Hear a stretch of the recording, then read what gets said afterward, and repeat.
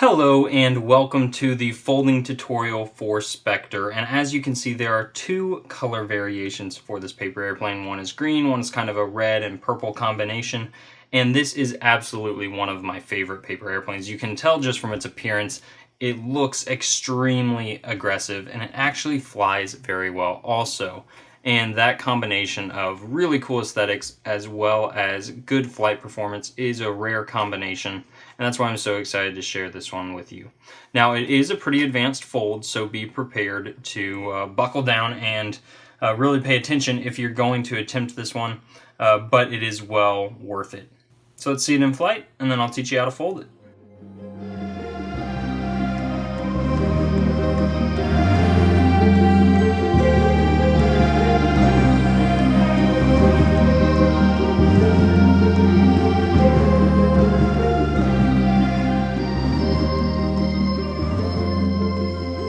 All you will need in order to fold Spectre is an 8.5 by 11 inch sheet of paper, but if you're using one of my templates, be sure to orient yours as I have mine here. Now, the tutorial within the book starts on page 6 on the glossary of folds and continues on page 40, but of course you're here to watch the video. So we're going to begin, as we do with so many paper airplanes, just by folding this right edge to the left edge.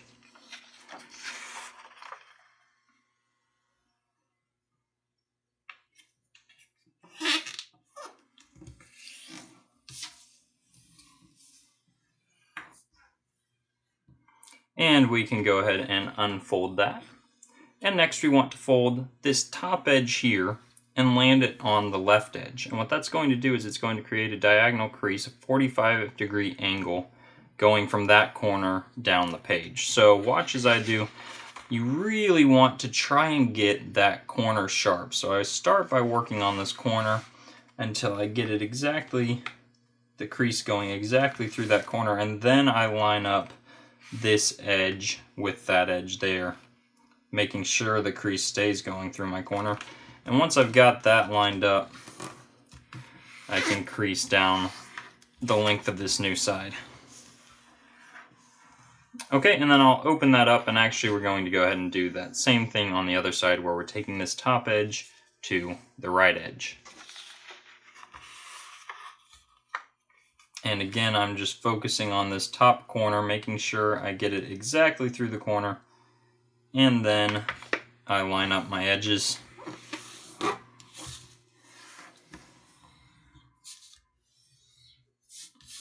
Like so. Now we'll open it back up and flip the paper over.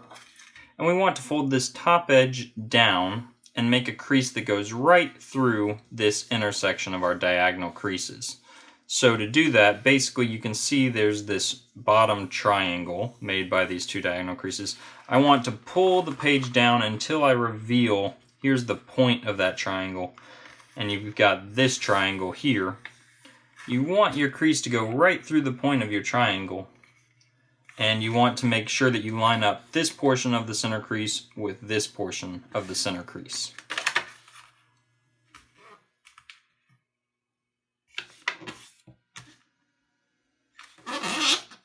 Sorry for that squeaking sound. The finish on the paper really makes it do that sometimes. Okay, and then we can just open that up. You can see my crease goes right through this intersection, and I'm going to flip the paper back over. Now here's a cool thing. We're about to do what's called the water bomb base, and we've done all the preparation creases. Now just poke that point there, and you can see as the kind of break where the paper's breaking changes, the paper pops up in a different way just by poking it like that. And now all we have to do is bring the edges in like so and flatten it like so. And this is the water bomb base. Next, we're going to begin by pulling this side to the left, this whole flap to the left, and we're going to crease by making this point go to the top point, and that's going to create a diagonal crease right here.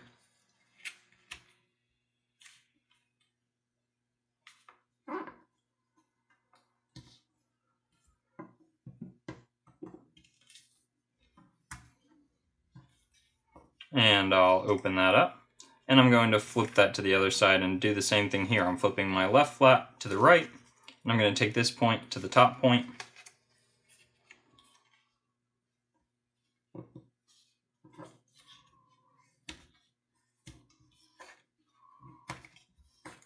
And open that back up. And next I want to fold this edge here, this outer edge, to the center crease. It should look just like this.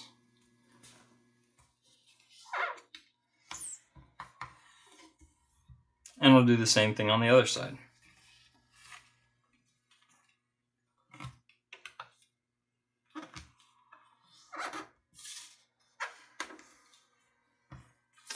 Next we're going to perform what's called a petal fold, and usually that's a joint fold where you're pulling both sides at the same time, but because this is divided, we're going to do a petal fold on each side. And basically what I'm going to do is I'm going to hold down this top portion of this layer here and swing forward on our existing creases. You can see we've got this crease here, and we've got a crease right on the inside, and we're going to swing forward using those creases, and we're going to land this point here on this top point. And as we do that, we're going to want to make sure that this new edge that's right here is landing on our center crease. And as we make a new crease here, we'll want that to meet right up at the top. So you can see kind of what I've made. I'm going to go ahead and crease this, and then I'll show you the motion once more. Basically, we had it like this, and this crease did not yet exist. And I swing forward using this crease right here as a hinge and land this edge on our center crease. And as I do that, that means I can make a nice crease that goes right up there and should kind of land right on this edge that we have here. Okay, so that's one side done. We'll just do the same thing to the other side.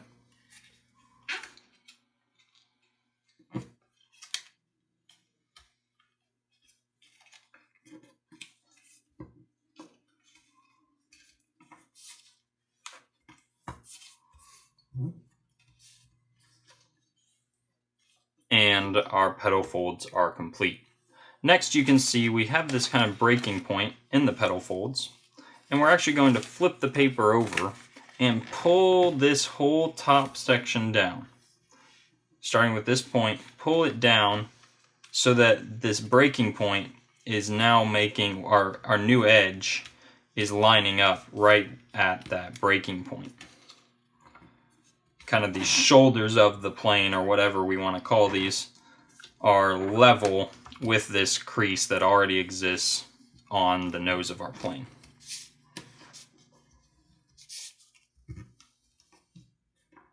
Okay, now the next step is to fold this section into the center. Now here is a little bit tricky because we have this pocket here, and we actually want to make our crease go from here, from this point where these horizontal creases intersect our center crease. This horizontal crease intersects our center crease, so that's where we want our crease to start. And then we want that crease to go diagonally down at a 45-degree angle. And the way we're going to do that is we actually need to open this pocket as we fold this edge into the center. So you want to pull this all the way, and you can see this corner lands right on that point. And if you get that corner all the way to that point, you know that your crease is also going to go all the way up to this point. I know that's a little bit tricky. I'll show you again on the other side. So again, we want to pull this whole edge in. We're looking at this edge here, landing that on the center crease, and this point here, landing that down at this point here. And we have to open this pocket and fold inside the pocket as we do that.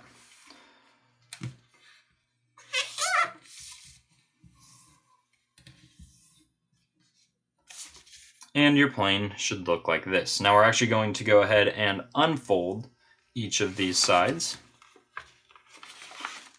And we're going to create a crease by landing this edge here on this crease that we just made. And we actually want to leave just a little gap you can maybe see here, I'm leaving a small gap because we're going to be making another fold and these layers are going to get quite thick here.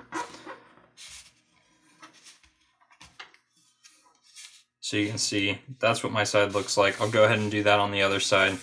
And I'll bring this one close to the camera so you can really see about the size of my gap.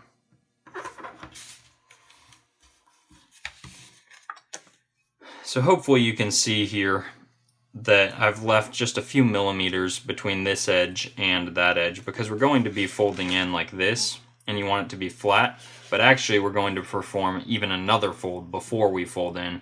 That's really going to mean you needed a bit of a gap there. So let's go ahead and do that. I'm going to fold this edge here to that crease there, and again I want to leave a little bit of a gap, and this time again I'm going to have to open the pocket slightly because this crease will go up inside the pocket.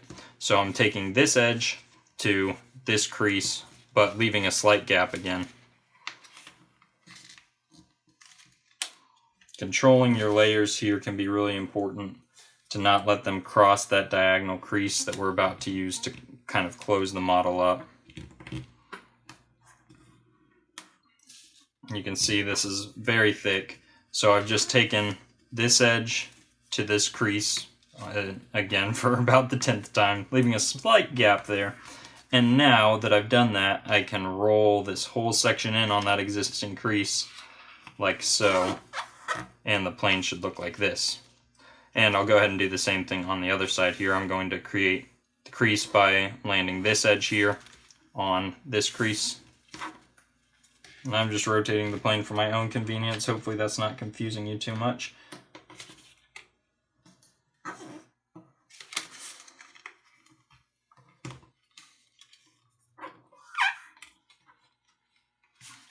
Okay, and now that I've done that, I'll just fold this whole section in using that existing crease, like so. So just fold this edge here to the center crease.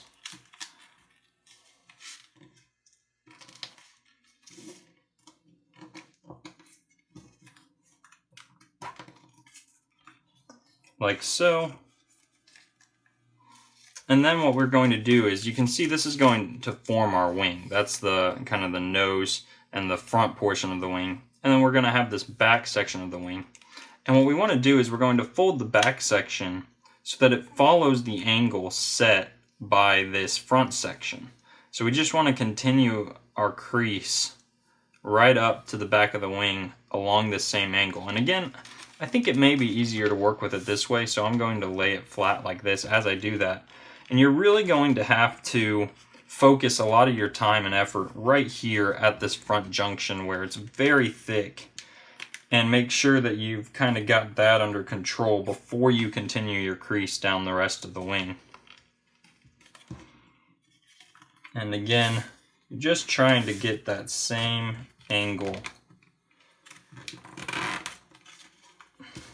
So there was my attempt, and it doesn't have to be perfect, but getting it close will improve the performance of the plane. So I've just continued that crease all the way to the back edge of the plane.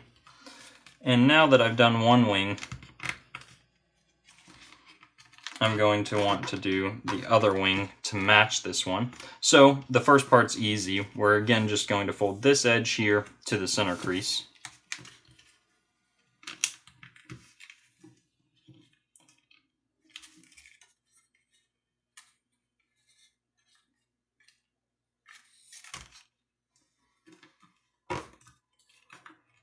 And then once we've done that, now I'm going to fold the plane in half so that I can use this wing here that I've already folded as a reference as I fold this next wing to try to make them identical. And I'm going to try to land this section here on the already folded section so that they are identical wings. That's assuming you've maintained your symmetry up to this point, of course, but hopefully that gives you a good guide for ending up with similar wings. And you can see the plane is really coming together at this point. We are almost done. Now we just have a few folds to make on our winglets here. So while I have the plane set like this, on its belly kind of, we're going to go ahead and fold winglets that are parallel to our center crease. And you can see as I've let go of the plane, like if I pinch the plane closed, it looks like this, but when I let go, it opens up slightly. And you want to make sure you're doing this crease while the plane is opened up slightly, because that's how it's going to be as it flies. And you want these to be parallel to the center crease while the plane is flying. So while I have it like this, you can see my template's very helpful here. This green edge pretty much is telling me exactly where I need to make that crease. Now, I said it's parallel to the center crease. It's also originating right where this layer, this thick layer, intersects the back edge of our wing. So that's where I can start my crease, and then I just continue straight up from there.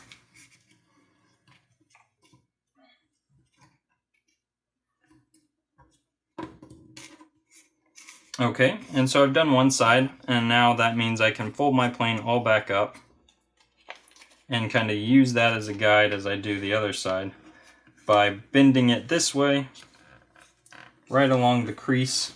Here, sorry, I'm blocking what I'm doing here. I'm folding it right along the crease that I just made, and then I'm going to reverse this side right along that same crease, and I'll know that my crease is in the same point on either side. So if that didn't make sense, feel free to just fold this side exactly as you folded the first side and just kind of estimate.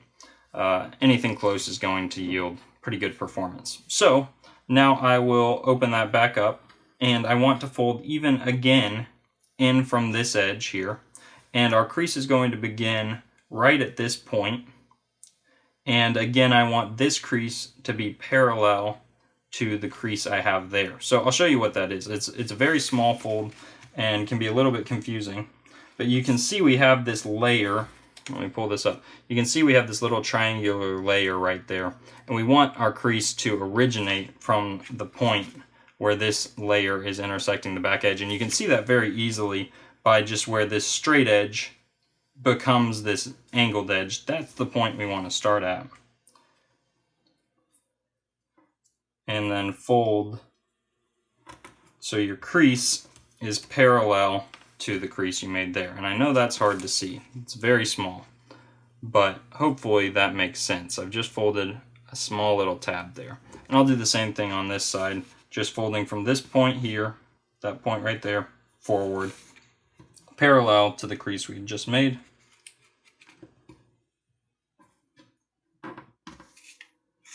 Okay, so it should look like this. And now this is a finished plane except for orienting all the layers and arranging them properly. So you can see I want to set my wings to be approximately like this. These winglets drop down on the sides, and then they, these little extra tabs again become like secondary wings that run at the same kind of angle as our main wings. And you can see I also want to make sure the wings angle up, and dihedral angle is what that's called. The wings are angling up in a Y, so when I let go of the plane, they hopefully will still angle up slightly, because that's going to increase the stability of the plane. And you notice the angle changes greatly from when I'm holding the plane to throw it to when I'm letting go of it and it's actually flying. So you want to make sure you really have a pretty steep dihedral angle before you let go, so that when you do let go, the wings are at the very least still level and hopefully still form that slight Y.